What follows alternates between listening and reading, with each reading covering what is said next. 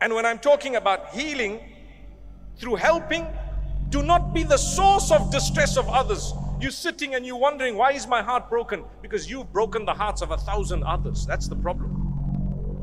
How can you heal when you have destroyed others?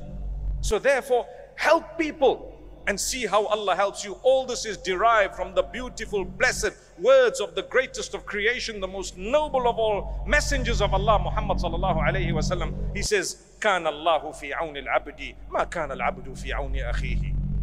Allah will continue to help a worshipper for as long as that worshipper continues to help another. Are you helping someone? Well, Allah Almighty will continue helping you. So here goes. A heart will always go through struggles because you're just a human. If you have done something wrong, turn to Allah. And if you do the wrong again, turn again to Allah. And if you do it wrong a third time, turn a third time to Allah. And as many times as it repeats itself until the day you die, become strong. Let the gap between the sin become bigger. That's a sign of improvement. I am a person who would acknowledge that.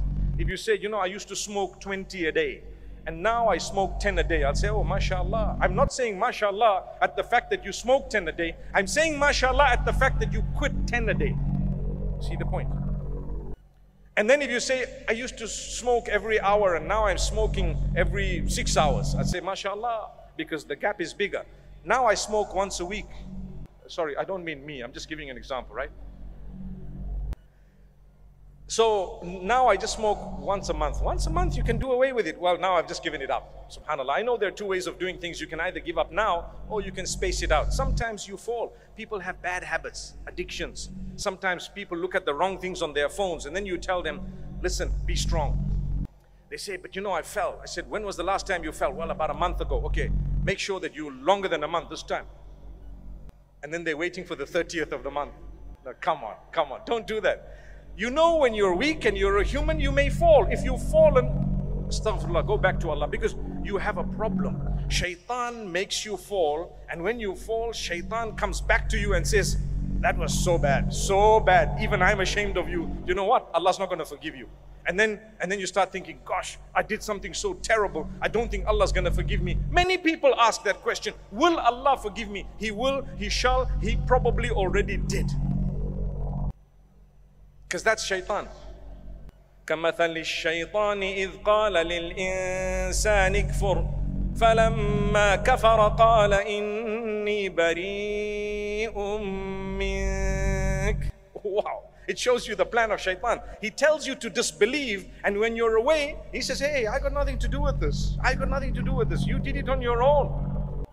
He comes back to you and makes you think there's no forgiveness for me. My sisters, my beloved brothers, if you would like your heart to heal, you need to improve your connection with your Maker by constantly seeking the forgiveness of Allah and having hope that He has forgiven you.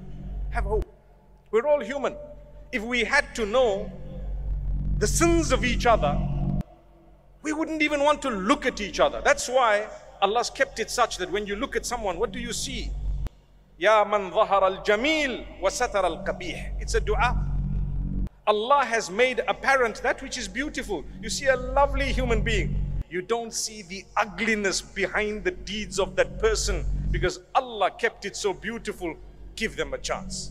Give them a chance. May Allah Almighty grant us the ability to help others, and may He help us.